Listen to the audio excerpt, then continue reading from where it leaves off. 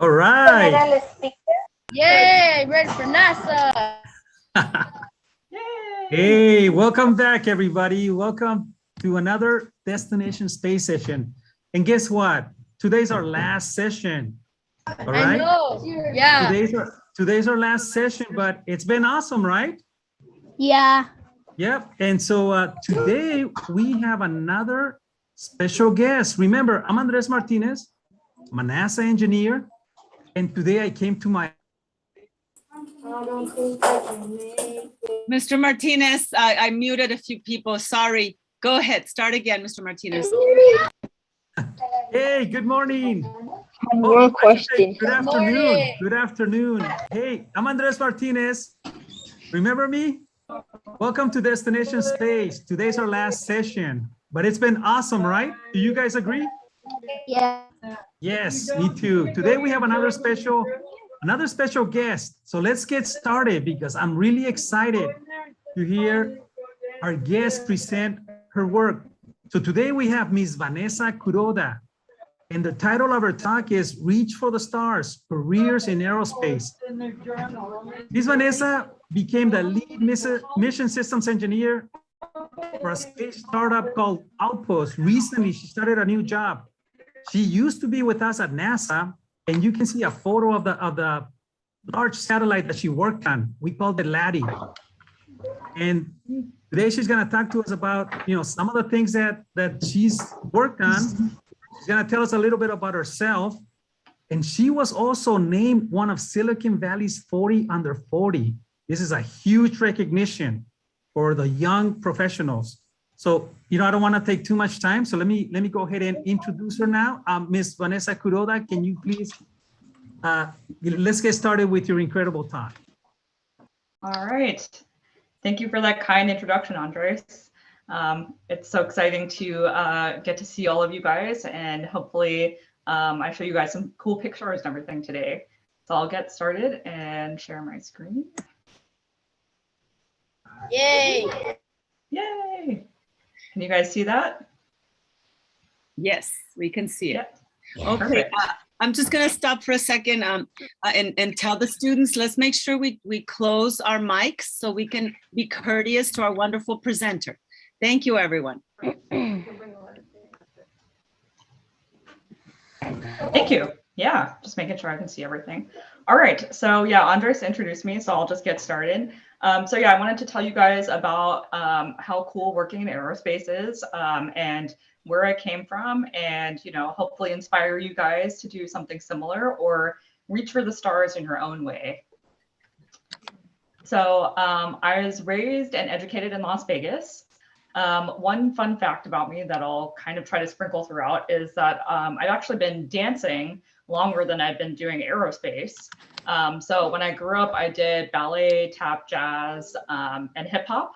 I really fell in love with hip hop. So I've been doing hip hop since high school. And then I went to USC, the University of Southern California, and I did my bachelor's and master's in electrical engineering. I worked hard. I kept dancing throughout college, actually. It was a really nice thing to just have like my pastime that I liked. That was like great exercise and also just like a whole another group of friends that I made. And then my fun fact is that I performed with the Black Eyed Peas in the Nickelodeon Kids' Choice Awards. So this is a picture of me with some of the USC people, and I'm over here on the right. So yeah, so you can work in aerospace and you can perform with the Black Eyed Peas. Hopefully you guys know who they are still. But yeah. All right, so a lot of people ask me how I got to be interested in space. So it was actually through my dance friends. They were all going to space camp one year. And so I decided to go with them. I wasn't really sure like what to expect, but I just fell in love with it. It was just so amazing. So these aren't pictures of me, but we got to fly simulators of like fighter jets. We got to pretend like we were mission control and pretend to be astronauts and go scuba diving. And I just loved it so much that I decided that I wanted to put stuff in space. So I have a bunch of work experience. I kind of took that sort of overall goal of working in space stuff, like putting stuff in space. And I did a bunch of internships, which I think really helped me set up to be able to work at NASA eventually. So I even interned in high school through a high school program. And then I interned at a bunch of aerospace companies in college. So you can see right here, this is one of the projects I worked on. So it was putting a synthetic aperture radar on on aircraft. And so basically they use airborne radar to study Earth science. So they take pictures and videos of the Earth. And it's especially useful for things like earthquakes, kind of having the baseline of what the Earth looked like before the earthquake and then what it looks like afterwards. And I see people raising hands. So should I be answering questions as I go or just at the end? No, go ahead. We will do it Okay. at 5 minutes before before. Okay. And if you guys want to type them in the chat and then I can get to them too. So one thing I like to tell people is basically just like whenever you get the opportunity to do something, to get hands-on experience in something you're interested in, you should jump at it because I feel like just getting that experience helps you to figure out what you do like and what you don't like. And they're also just like really fun. So I did all of those internships, and thanks to those internships, I was actually able to cold apply to NASA. With all of the experience that I had, I actually got a call from someone at NASA, like at the same center that Andres is at. And I love to share this. So NASA's vision is to reach for new heights and reveal the unknown for the benefit of humankind in the air, in space, and here on Earth. That's not just space. And this is actually a photo of a launch that I got to work on. So I'm going to have a lot of these photos because I love them. So I'll have more. So probably by now you guys know where NASA Ames is, but just in case, I like to show where it is. It's near Moffett Field, and it's right off the 101. So if you see like the Moffett Boulevard NASA Parkway exit, that's where NASA Ames is. And this is a picture of what it looks like from above. And it's NASA Ames has one of the largest wind tunnels in the world. So that's like this really huge building right here. You guys might also see Hangar 1 off of the 101. That's like, kind of the empty hangar. So I just like to point that out because a lot of people sometimes don't know that there's a NASA in the Bay Area. So it's, I think pretty close to you guys. And then so work experience. So I did all those internships, and then I did a co-op at NASA Ames, and I got to work on a lunar mission, which will have all these pictures, and that's this one too. So this is Laddie. So it orbited the moon and collected lunar dust, and this is it right before it got put in the rocket. So that's one project that I got to work on. And then how I got to know Andres is that I also worked on a deep space biology mission called BioSentinel. I think he might even have a model of it like behind him on his desk. So Andres is the program executive for that. And so it's going to go into orbit around the sun, and it's going to test the effects of radiation on DNA. So there's real biology in there, and it will be a really cool experiment when it launches. From there, I actually went to go work for Airbus. They have a Silicon Valley innovation office that's not too far from Ames. And I worked on several things there, including drone traffic management.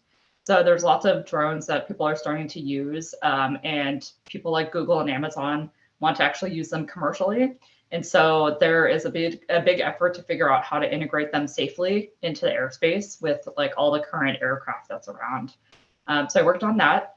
And another thing that Airbus and a few other companies are working on, it's called urban air mobility, or basically autonomous air taxis. So it's kind of a crazy idea, but one thing is just trying to get you from say like San Jose to San Francisco in 15 minutes or something using an air taxi. So that's another thing that I got to work on. And then I worked at Stratolaunch. So if you guys can see my mouse, this aircraft at the bottom, it's a hypersonic vehicle.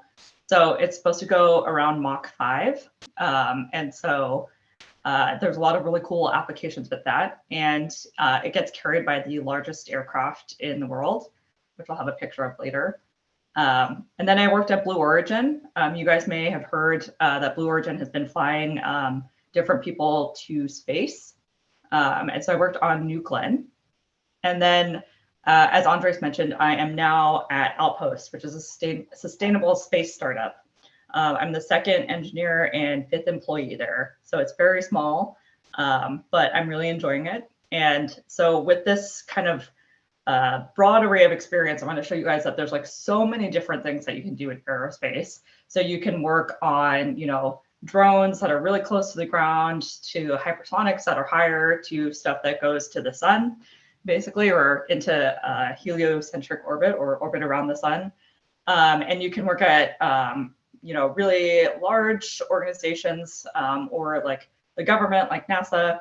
You could work at companies that are around in like the hundreds of people, or you could just go to somewhere really tiny like I am now, where we have like 5 to 10 people. So there's just a whole broad range of aerospace these days, which is really exciting. So what I spent a majority of my career doing is spacecraft communications engineering. And so sometimes people ask what that is, but it's basically communicating to the spacecraft or the aerospace vehicle from Earth. So basically sending commands to the spacecraft or finding out from the spacecraft, you know, different things like state of health and everything. And I mean, there's lots of nuances, but it's kind of like how your cell phone works. So the technology that allows you to, you know, get internet on your cell phone or, you know, call people is wireless communications engineering. So this is just extending from, you know, person to person or person to base station person on Earth, all the way to the moon or, you know, out to like I guess I'll just again use to the heliocentric orbit. And then, so this picture, I really like this one, is like one of the dishes that's in California. It's in Southern California. And so NASA uses these really large like dishes to communicate with spacecraft like LADI. So that's me right there. And that's LADI in one of the integration stages. And then again, there's like a huge range of the size. So, you know, Andres has the Cube satellite behind him that actually has a lot of similar capability to LADI, which I'm standing next to in that photo. And so it's really cool that it can be really small or it can be like a lot larger. So now I'm just going to have a bunch of pictures of LADI. So this one picture on the right is with the solar panels exposed. So most of the pictures you'll see have these covers on their solar panels because they're sensitive. But on the right, it's a really cool picture of the solar panels. On the left side, I believe they were doing actual solar panel testing that on the other side that you can't see. But you can see that people have bunny suits and everything to make sure that they don't get any contaminants in the science experiments. So one of the things that you work on in communications engineering is antennas. So these are pictures of the antennas that went on LADI. And so I did a bunch of testing with them inside the lab. And again, this is me all bundled up, you know, testing out some of the antennas. These are just more other shots of LADI. So the right, again, I thought LADI was super beautiful with the solar panels exposed. So I really like those pictures. And then this side shows you basically a lot of the different electronics and science instruments that went on LADI right here. So there was one that characterized the lunar dust environment.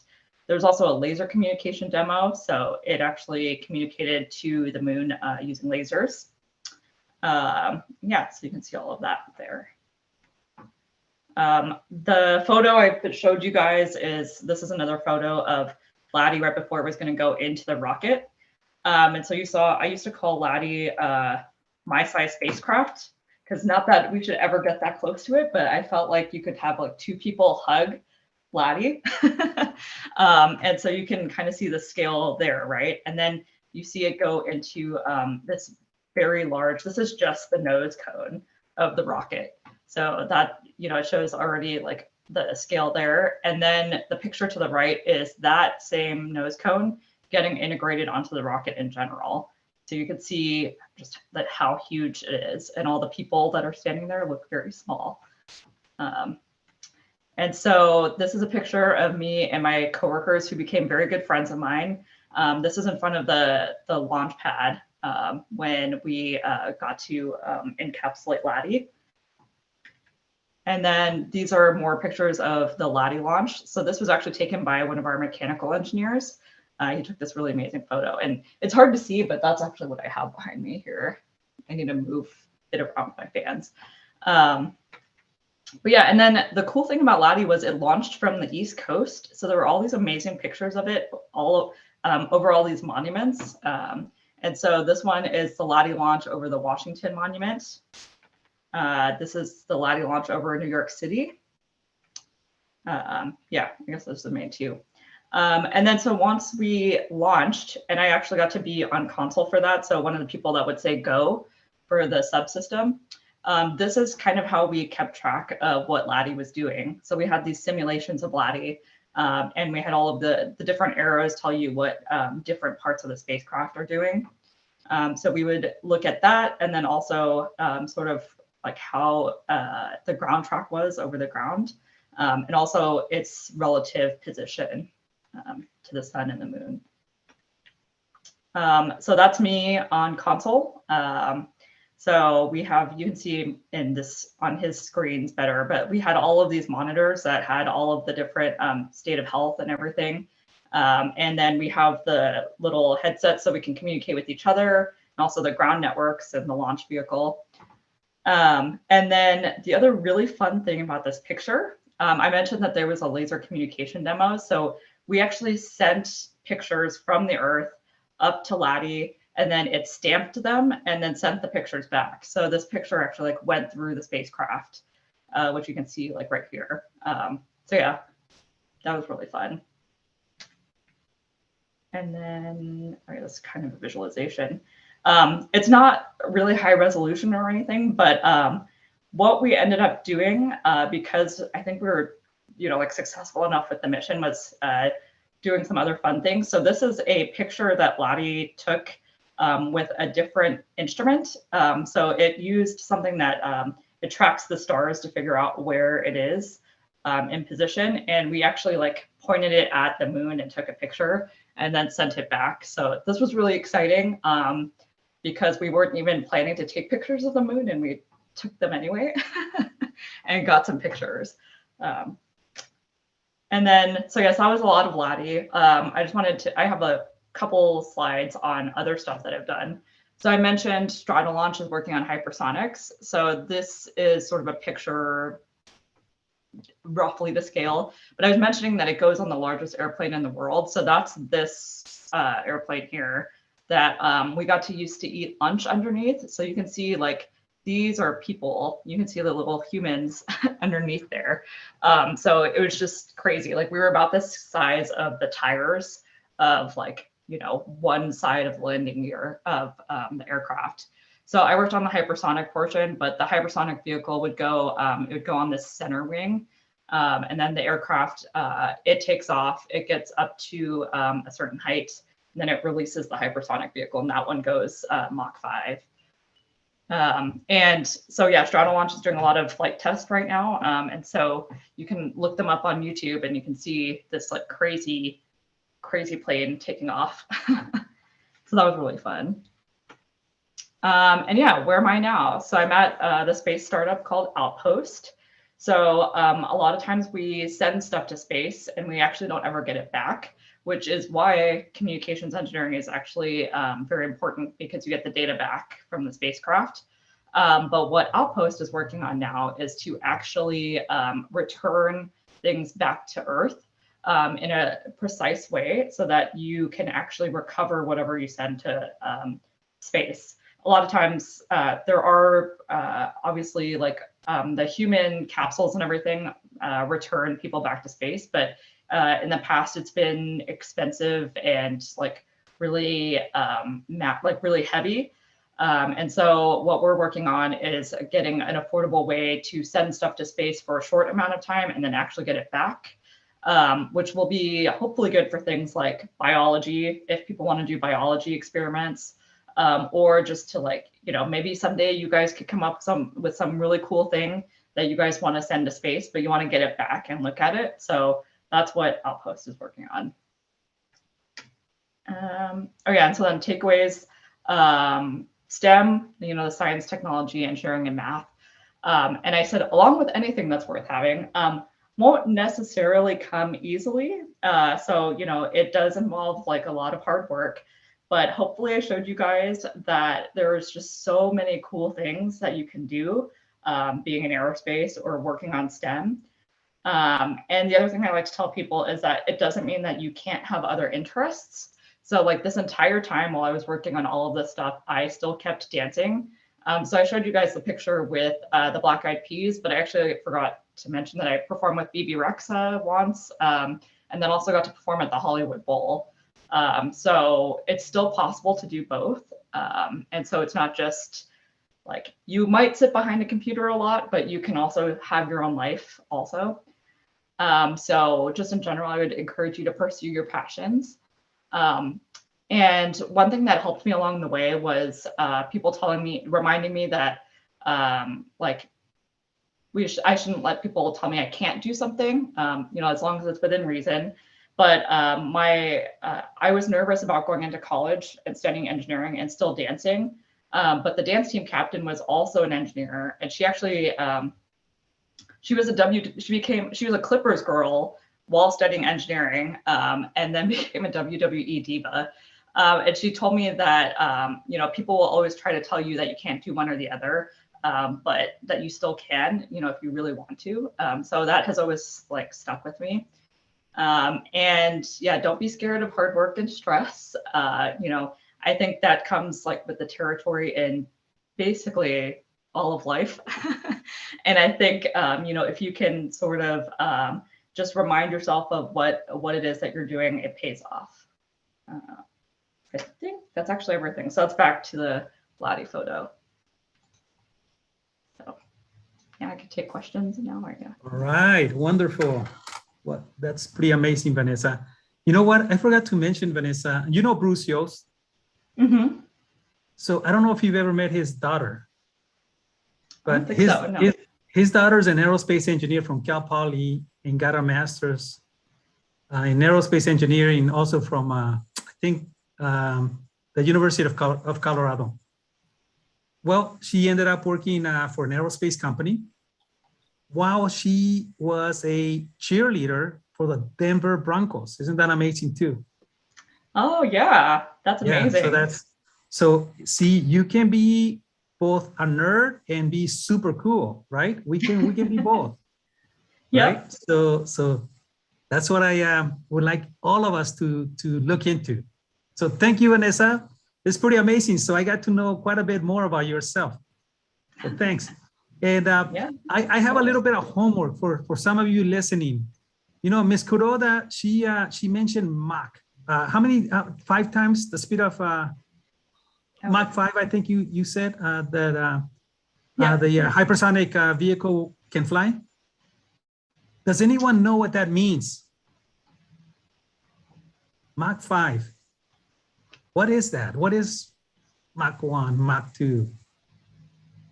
All right, think about it, okay? While you're thinking about it, if you know, put the answer in the chat or raise your hand and tell us what that is.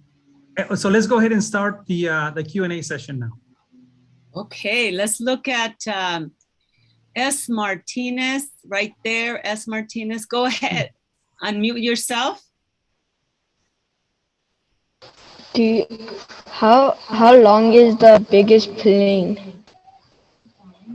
Oh, that's a great question. So let's see. Yeah, I don't know why. Yeah, 385 feet. So that hangar had to be especially built for that. It's basically like 2 passenger aircraft put together. So yeah, very large.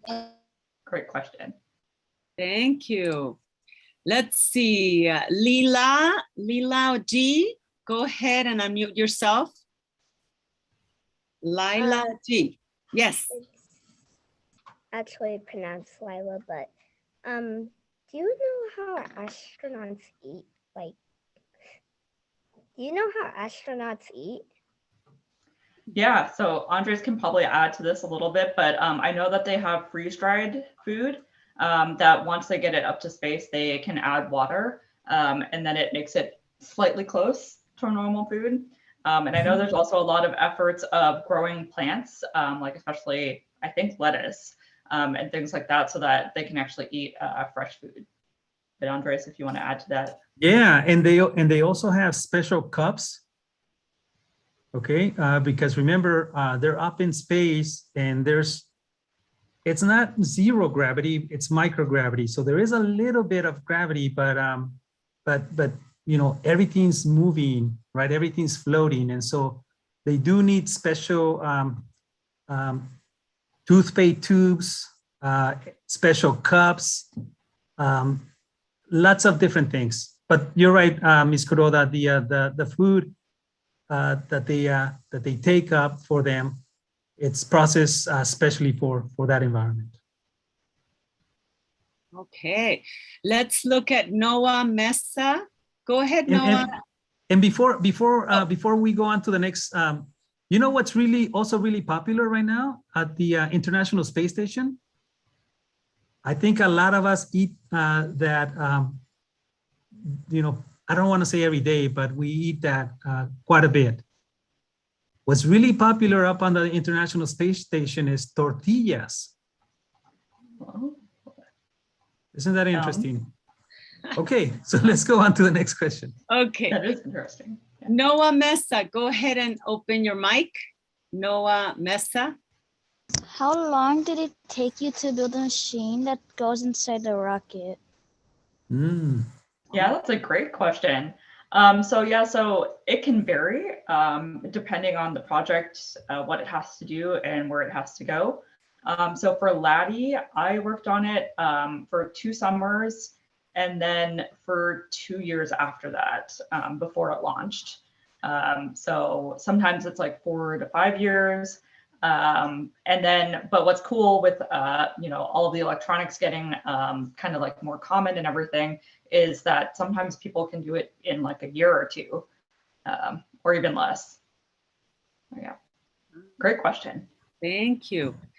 I see Jacob. Go ahead, Jacob, unmute yourself. Jacob.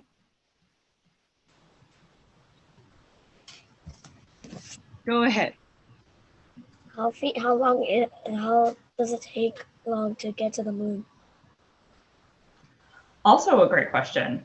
So I think that with certain launches, you can get to the moon, and Andres, you'll have to watch me on this one. I think you can get to the moon in like a few days to a couple weeks.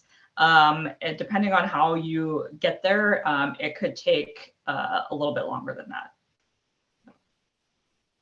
Yes. Okay, let's see. Daniel, go ahead, unmute yourself. Daniel, yes. How is it in outer space? Ooh, well, I unfortunately have not yet been to space, but it's like from what I hear, very cool. You know, you experience weightlessness, so you kind of see the astronauts sort of floating around. One thing that I would love to go to space for is to actually see the Earth from above. So that's kind of my dream because you know, you see all those pictures from space and it just looks like it would just be so beautiful. Wow, thank you. I see Gloria Cortez. Is that the teacher? Gloria Cortez, go ahead if you have a question.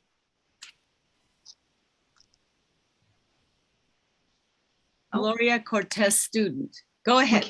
We can't quite hear you. Not sure if something's on mute, but. Oh, we can't hear him. Let's see, he's checking the computer.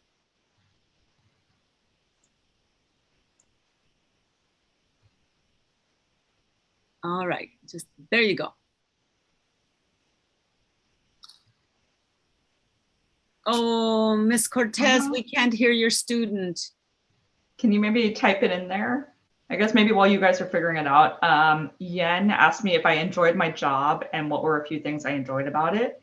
So I've enjoyed all of my jobs. The things that I enjoy the most, I think, are getting to see things come together for Laddie. It was just super awesome, especially since it went to the moon. You get to see the moon almost every night. And so when we were operating around it, sometimes during our breaks, we would go outside at night and look up at the moon and know that our spacecraft was up there. So that was really, really rewarding. Thank you. We'll get to his question next time. Miss Mahler, hello. Go ahead and ask your question. She has been with us since last year in every session. Hey, Wow. hi guys. Hey, I just have a general question. I'm kind of curious. I know that today you mentioned something about the air taxi, the autonomous air taxi, and in the presentation last week as well. I was just wondering with Andres, or if anybody could answer, how is it that NASA curates and decides what projects to work on, who to partner with? And yeah, thank you. Yeah, absolutely. So remember, NASA is not just about space. So NASA actually stands for the National Aeronautics and Space Administration. So a long time ago, it was just aeronautics because we thought space was the limit, right? That, the sky was the limit. Now we included space in 1958, I believe, and that's when NASA was created. So what we do is we, both the aeronautics and the exploration organizations, and also the science organizations, the three big organizations within NASA, they define their strategies. And then they also define, the type of investigations and missions or projects that are needed. And in some cases, we reach out to the universities, to industry, or other agencies to come and help us. Yep. Thank you. Thank you. Oh, Miss Vanessa, you answered a question, I believe, in the chat. Thank you. It says, regarding your Laddie, can you go ahead and say it, Miss Vanessa?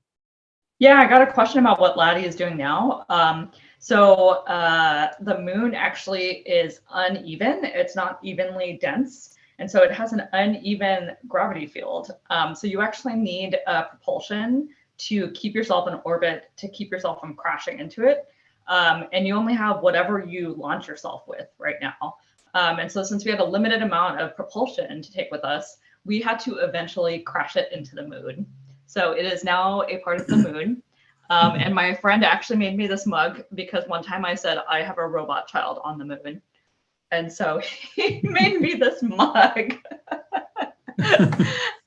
So that's always a fun fact. Yes, I crashed something onto the moon. Let's see. I got a couple questions about if I've ever failed a project before or if things have been discouraging. And so that's also a very great question. One thing that I think also is interesting that I learned in the working world is like a lot of times it's not just like passing or failing, it's a lot about sort of just balancing all of the trade-offs. So, one thing like, let's see, I'm trying to think of a good example. Things can definitely get frustrating at times, especially if they get, like they're slow. And so that's why I say like that it's nice to kind of like remind yourself of the parts that excite you to keep yourself going sometimes, like if something is frustrating. And then someone asked about if it was disappointing that we crashed Laddie into the moon. And I think, we had a very successful mission. We got to do an extended mission. And so I think it was, it was disappointing to end the project, but I think overall it was very satisfying.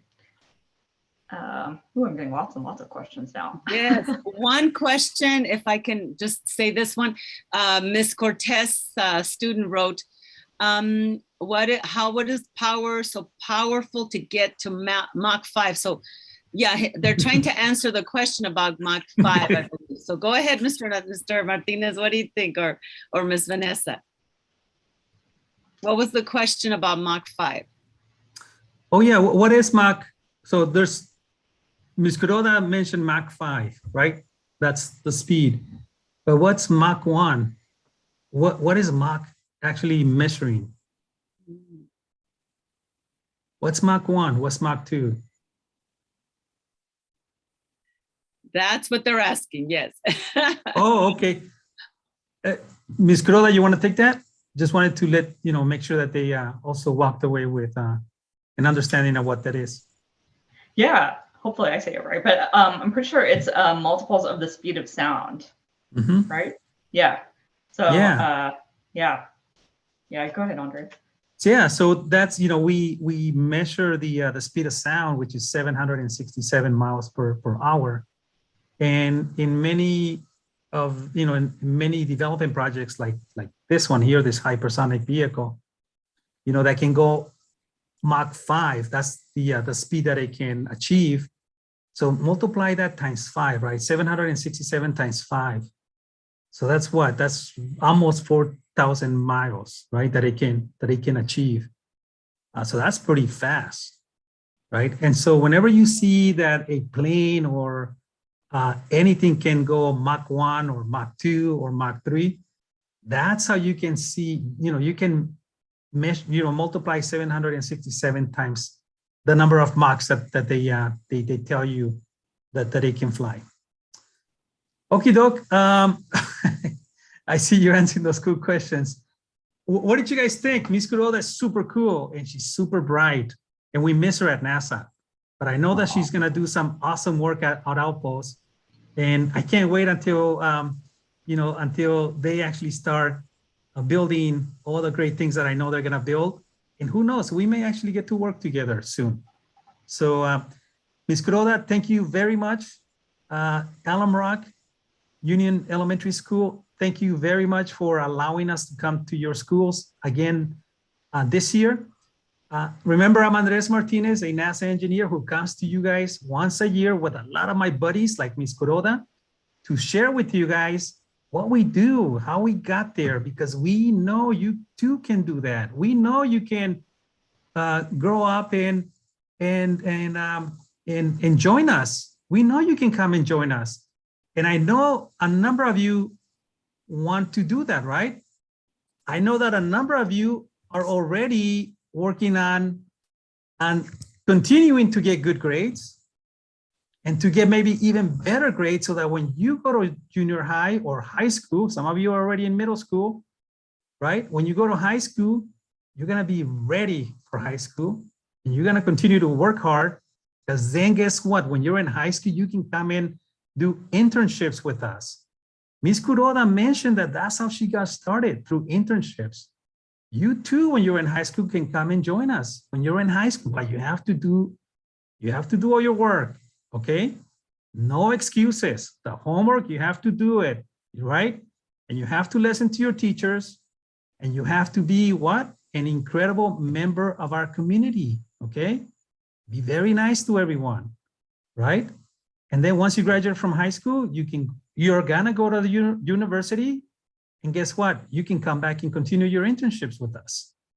And finally, you're gonna graduate from the university, and then you can come in and work for us. It's no longer an internship. Now you're gonna work for NASA or for Outpost or for Google or for a big company. Because remember, we live in Silicon Valley, and there's a lot of places waiting for you. Okay, we believe you can do it. This is why we come to you every year. This is why I invite a bunch of my top-notch buddies to come and tell you what they did and how they did it. Okay? Okie doke, so we're done. This is our last session for the year. Pretty soon we're gonna be done with the school year, and then summer school. And then the summer begins. Some of you are gonna go to summer school. Whatever you do, get ready for the next year. Keep getting ready so that one day you can be like Miss Kuroda, right? Both smart, but also super cool. All right? All right, everyone. Thanks, Miss Kuroda. Thanks, Alum Rock. Thank you. Thanks, everybody. Stay safe. Thank you, And guys. maybe stay safe. And maybe next year we can do it live. We can be there in school, in your schools with you. All right. And we can come in person to do all this for you guys. All right. But you have to stay safe. Take care of yourselves. Bye, everybody. Thank you so much, everyone. Thank you, Ms. Take care.